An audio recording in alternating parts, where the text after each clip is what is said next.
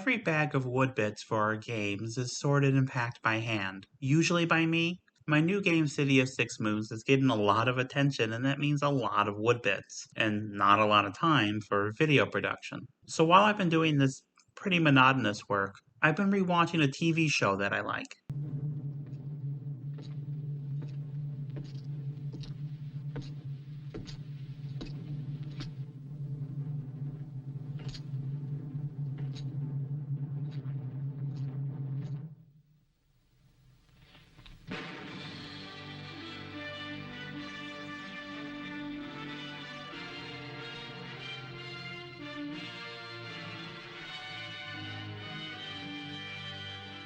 Tate aired in the summer of 1960. It stars David McLean as Tate. He lost use of his left arm in the Civil War. 6 years later, he goes from place to place collecting bounties and accruing fame as a gunfighter. This is an adult western, a term used to describe westerns of the late 50s and early 60s, aimed at a more sophisticated audience. Usually they are more downbeat, concerned with psychological realism, and socially conscious. That's socially conscious for the 50s, so the sexual and racial politics are still not great. Adult westerns are not revisionist westerns where everyone is kind of a bastard. You mostly have clear-cut good guys and bad guys, though even the bad guys have their reasons, and the good guy is not always quite so good.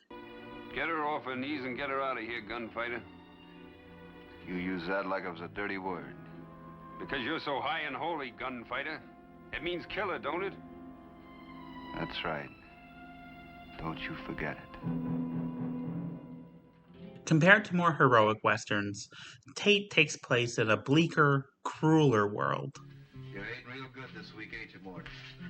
She killed 2 men. A boy and a woman. He had to reload his shotgun to do it.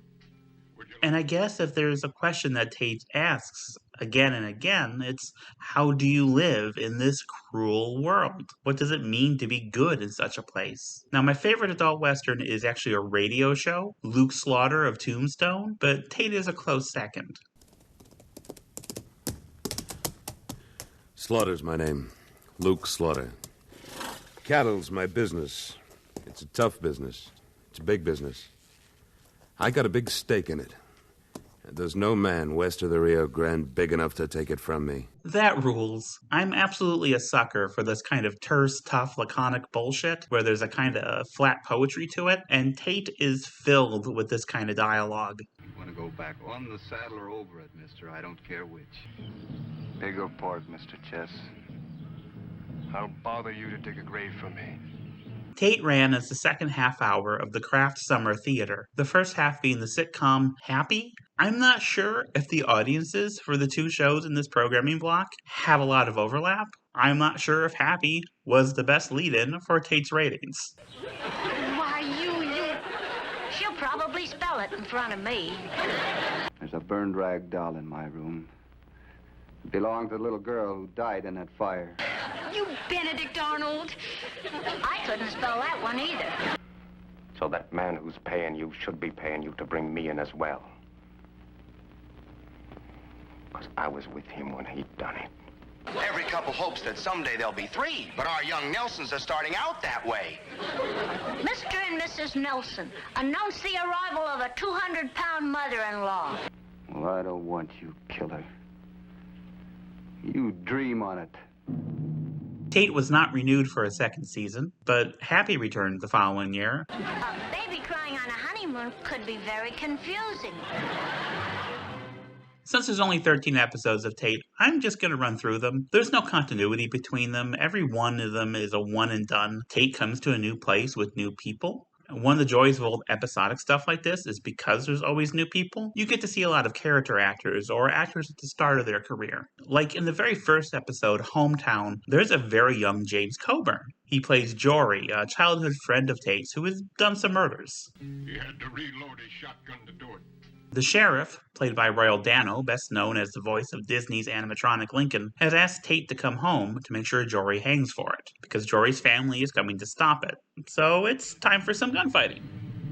Funny thing, I never even liked him. Can I know I never liked him?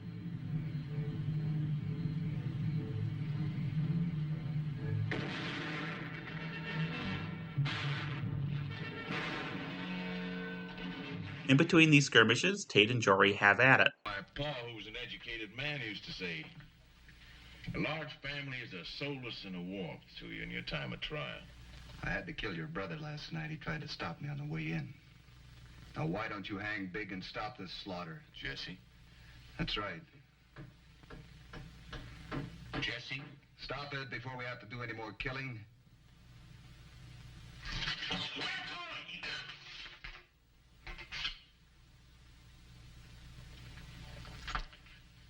This episode is alright. The next episode, though, is a banger. Stopover opens with Tate killing a famous gunfighter named Ben Tracy. And this is a problem because this kid wanted to be the one to kill Ben Tracy.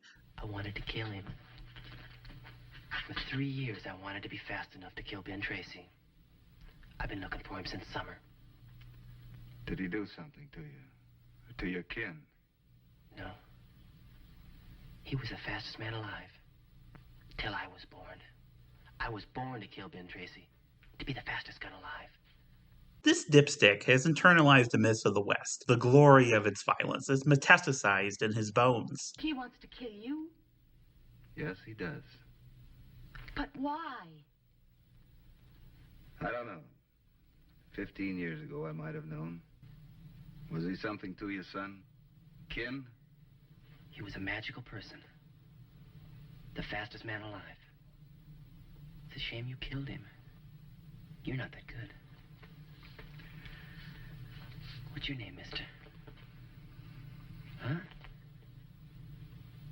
You really that ashamed of your name? Maybe before you go, you'll tell me. If I have to, son. He's constantly asking Tate for his name, because how else is he going to make his by killing him? It's Lucifer coming up from the pit. Lucifer was man. God can create life, but I can take it away. Unless you want to crawl. I mean, get on your knees and crawl.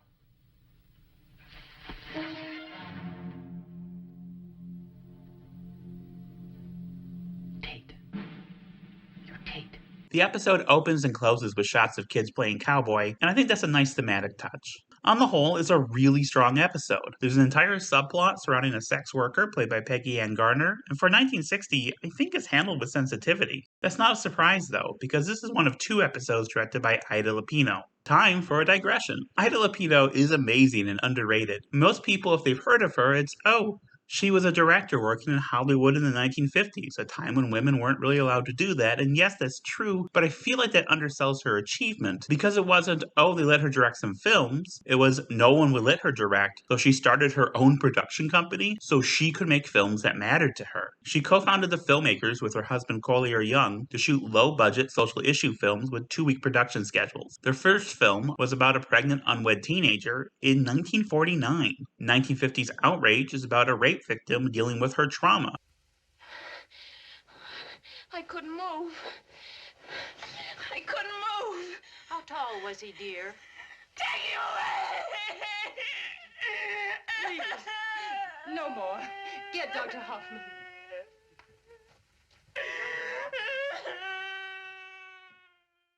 And Lupino does it with a very stark simplicity, very compassionate and intimate.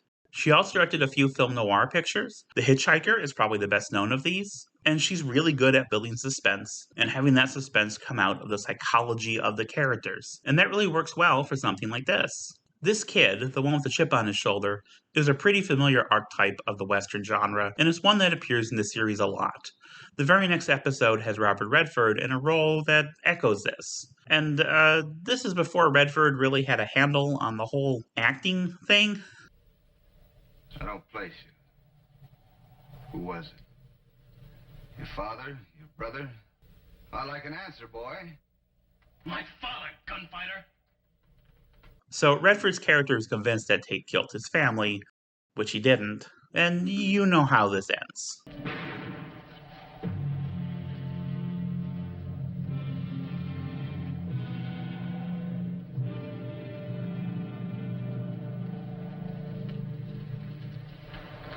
You saw how it happened.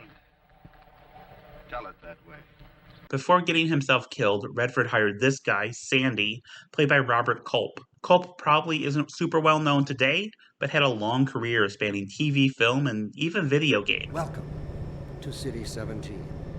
It's safer here. Sandy is a cold, ruthless antagonist. I just work for the bounty, mister. Well, I got $400 in my pocket. Mm-hmm. I took it.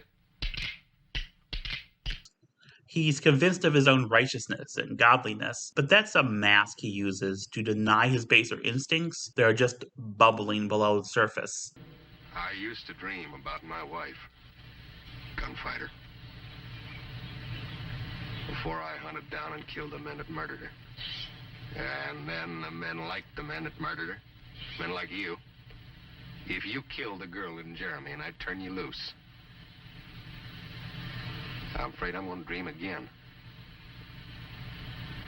And they're bad dreams. I read a book one time about the Black Ages. That's something they call a trial by ordeal. We'll let God decide whether or not you kill that girl. I'm going to give you your trial. The gun or the river. You got your choice. The quicksand don't get you. Or if I don't kill you, I guess that proves that you're innocent. But if you go down, either way, well, then I guess that proves that you done it to her. This episode, The Bounty Hunter, is probably the best episode of the series. Episode 4 is The Mary Hardin Story. This is the other episode Lupino directed, and it's about a widowed homesteader. A big landowner is trying to gobble her up, so she hires Tate to protect her farm and son. Tate is himself a widower, and the episode spends time shipping him with Mary Hardin. McLean is a stoic, tough guy badass, but he does have a gentleness, and that's especially present in Tate's scenes with women and children. I find the kids throughout the series a little too cutesy, but the tender quality of McLean's performance goes a long way towards getting me through those. I'm not a huge fan of this particular episode, but it's fine. Voice of the Town, episode 5, is actually the first one of these I ever saw, and it opens with Tate being ambushed. As usual, he's quicker on the draw, but his assailant is, gasp, a lady? So Tate rides into town with her corpse, and it turns out she's really beloved by the community. So no one believes him, and they're incredibly hostile, and I don't blame them. Some stranger kills my neighbor with a wild story about her ambushing him. I'm not going to trust that guy. It turns out she was married to the guy Tate is chasing, a war criminal trying to put his past behind him. There's a burned rag doll in my room. It belonged to the little girl who died in that fire while Frank Turner watched. And the reason why she went out to ambush him is her husband will not fight, will not try to escape his fate. Frank don't hold with gunplay, not since the war. Makes him all sick inside. That's how come Ginny tried to stop you and he didn't. But the people in that town out there don't know about that, and they're not going to find it out. And you remembered this scene. I showed it to you earlier. I watched it too, Gunfighter. Frank rode with me in the Raiders. So that man who's paying you should be paying you to bring me in as well. Well, I don't want you, killer. You dream on it.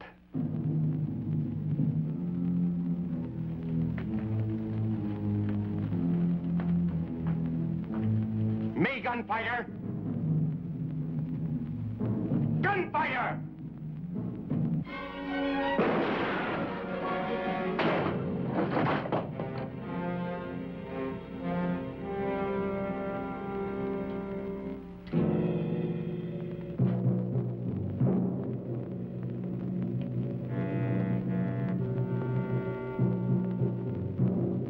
At the end of the story, the guy just sits there waiting for Tate, and in the morning they ride off, probably to hang him.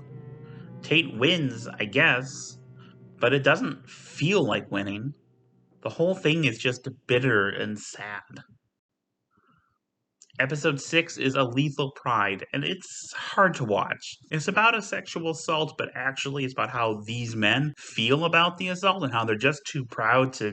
I don't fucking care. Skip this one. It's bad. You know, this isn't prestige TV. This is filling a half hour coming after the hilarious hijinks of a talking baby. Some of the episodes are going to be bad. But episode 7, Tigrero, is not one of them. This one goes hard. Today's notable guest star is Martin Landau. He plays John Chess. 12 years ago, some cowboys killed his wife. In retaliation, Chess killed them all, along with their families.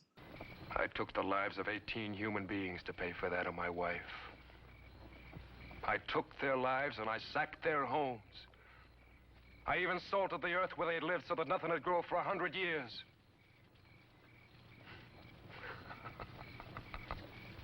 I thought I could never do a thing like that again. I almost said to you, don't take me back. I'm not the man I once was. I could never do a thing like that again. I'm reformed. Give a condemned man his dying wish. Let me kill him. Let me kill him. So Tate's escorting this guy so he can face justice, but everyone knows about John Chess and what he did. Who is he? John Chess.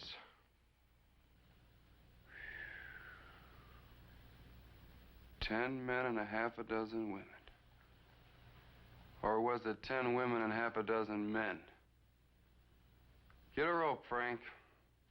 Take one more step and it cuts a cord, mister. You think he's worth dying for? Do you? Not dying.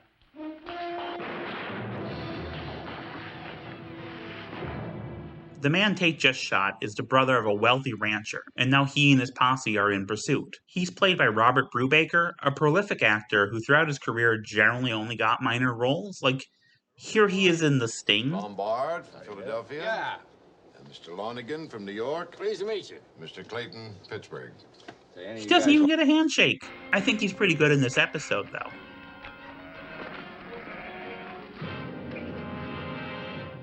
Let him have the rifle. Like Manning said, who gives succor to mine enemy is enemy to me. And he stinks of sheep. Brubaker's character is pretty much a black hat, but he's just as motivated by grief and anger as Chess is.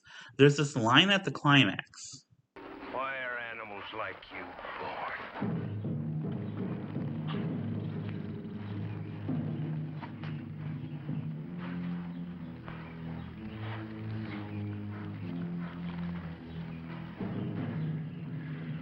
Why are animals like you born?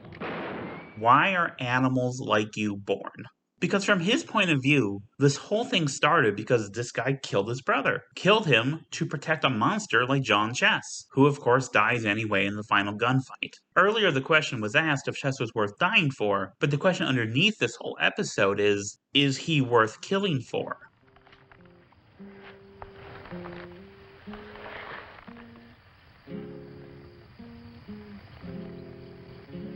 Take me out of this stinking valley. Now, this is the last great episode of Tate. There are 6 more, and 4 of them are pretty good, and 2 of them are just awful. If you only wanted to watch the great stuff, then Stopover, Bounty Hunter, Voice of the Town, Tigrero, you're covered.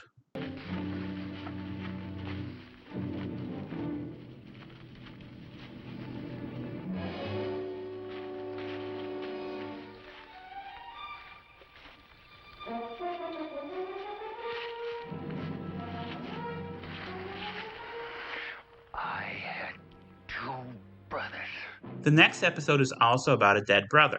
Amos Dundee, played by Frank Overton, you might recognize him as the sheriff from To Kill a Mockingbird, has spent 2 years tracking down the man who killed his brother, and for some stretch of it, Tate's been riding with him. What about you? I'll watch.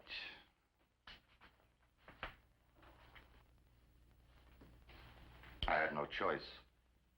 You know that.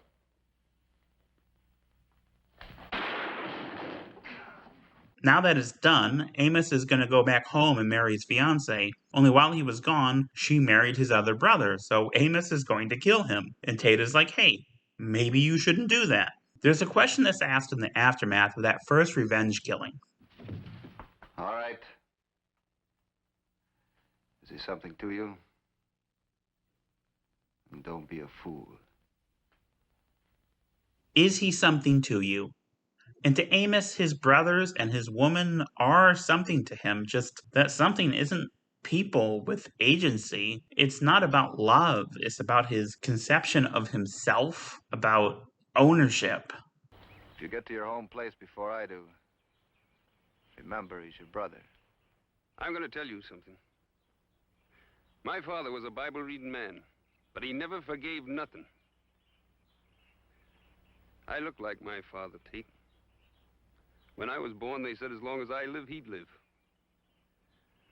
I am like him. I never took nothing that wasn't mine, and I never let no man take what was. That man of Montana, he took my brother's life away from me. So I took his away from him. So they get home to the brother, and hey, it's Robert Redford again. And he's better this time, but he still doesn't quite have a handle on this whole acting thing. I'm sure he'll figure it out eventually. Tate stops Amos from beating him to death. All right, old buddy. I'm gonna kill somebody. I'd rather it be you than him. Your right arm, Amos. It'll be a long time before you use it to beat a man like that again. You're not that good.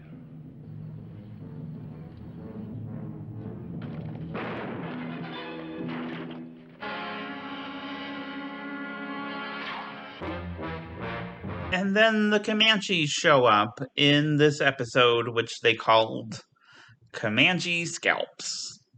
Ugh. There's this whole subplot running through the episode that doesn't really matter until the very end, and it's also racist as hell. This isn't even one of those, well, they were trying, their heart was in the right place things. This just sucks. It sours the whole thing. This is the worst episode of the series. I already showed you all the interesting parts, so there's no reason to watch this one unless you really, really want to see Leonard Nimoy and Redface. And if you really, really want to see that, what is wrong with you? Before Sunup sees Tate hired by a German immigrant, Otto, who is shot moments after Tate gets to town. This is one of those towns ruled as a petty fiefdom by the bad guy. That's Peter Whitney in the role, and he got a lot of work playing villains on TV. He's taking bets on whether or not Otto will be dead before sunup, and everyone is pretty cavalier about it, and Tate's not happy about that. Is he dead? Tell me, is he? Well, there seems to me to be an easy way to find out. Doggone, they give him my lucky table. Now, a man won't drink whiskey, he's dead. Don't do that.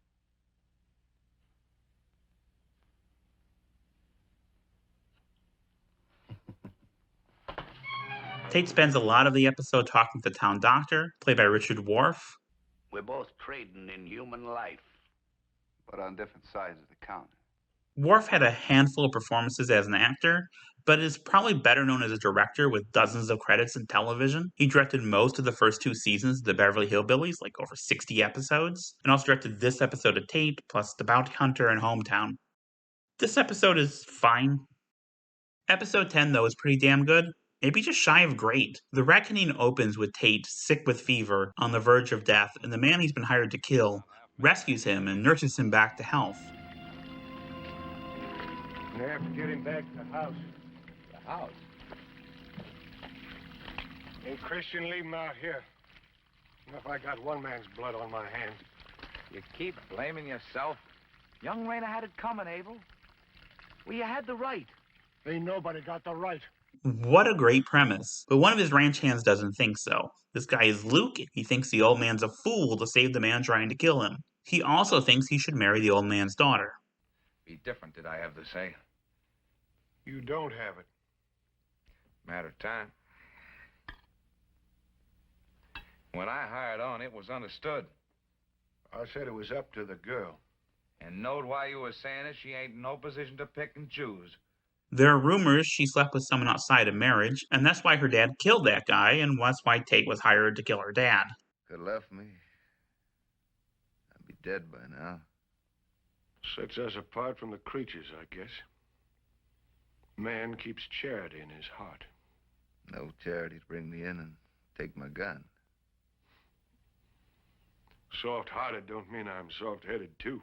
The daughter, Luli, is played by Phyllis Love, and the story takes pains to center her agency and the way the men around her don't really treat her like a person. She wants more out of life than just taking care of her father and brother, and certainly more than Luke. He said he's gonna marry you. Ain't nobody saying who marries me. Ain't nobody passing me around like I was a drink out of a bottle. I'm the only one to say, and I'll do my own picking. Anybody it pleasures me, big or small, fat or lean, one arm or two.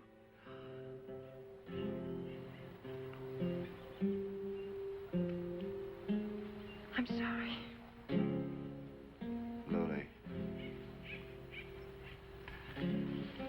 Lily, look at me. Now that's real pretty. Luke runs off to town and tells his friends about that dirty slut Luli. Didn't even get herself a whole man either.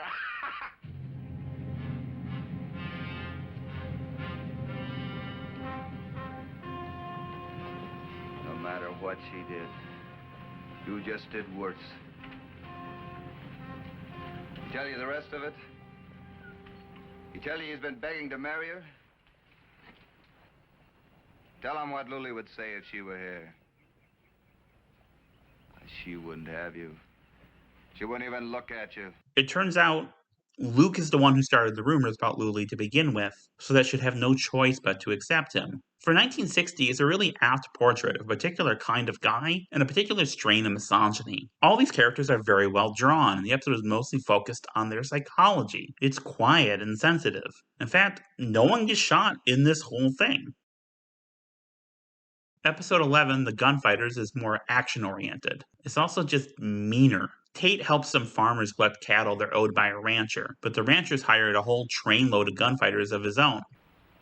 Tate, this is Lathrop. I'll meet with you. They're friends of yours? We work together. You wouldn't make any deal with them. I made my deal with you. I don't like you or them. My deal's with you. This one is really lean, tough, and unsentimental in a way that I'm a sucker for. You come in with us, we don't fight. I've been paid. Kiefer will pay you double. You got your outfit, I got mine. We've been together on things before, Tate. Fought together. For pay? Like friends. You'd kill me right now if you could. That's right. The train shootout is the series' biggest and best action set piece, with a strong sense of geography and pacing.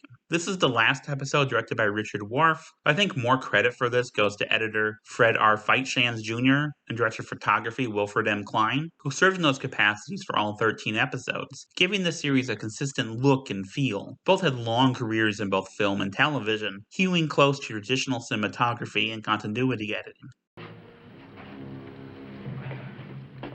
Before we started out, I swore I was going to kill you if we got out of this alive. Now that somehow don't seem important. Killing a man's the easiest thing in the world. Episode 12, Quiet After the Storm. This douchebag, Coley, kills a saloon girl for drinking with Tate. So Tate spends 2 weeks tracking him down. On the way back to hang him, Coley needs medical attention and suggests they stop at a nearby farmhouse. But the occupants turn out to be the wife he walked out on and his father. Oh, and also this cat. I don't think the cat likes being held like that. What are you doing? Put the cat down. While they're holed up, the victim's brothers arrive, and what they have in mind for Coley is less legal than a hanging. And then we'll take him. If you know where you're gonna die. Why not now, boy? Try it now. No. Not in your time, Gunfighter. Our time. And, like with Tigrero, this is really the crux of the thing. This guy is going to die either way. Is that law, that abstract concept, worth putting your life on the line? Is it worth taking someone else's? This one's fine, but it doesn't have the juice that Tigrero does. The actor who plays Coley is certainly no Martin Landau. Did you kill a woman?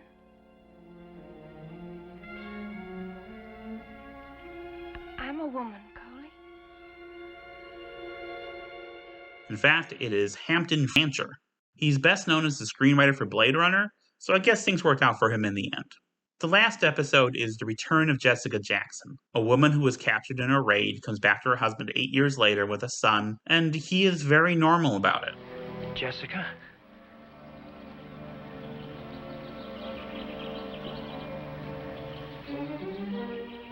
Which one? Very normal. My apologies, Mrs. LaRoe. My son seems to have the manners of a savage. Very, very normal. Milo, what do you expect A of me? decent woman would have shown some shame. For what I did to you, I'm sorry. But I did not do a shameful thing. The thing about this guy is how reasonable and normal he's being about this whole thing. Jessica! She's not going back to that. I'll kill them both! Jackson!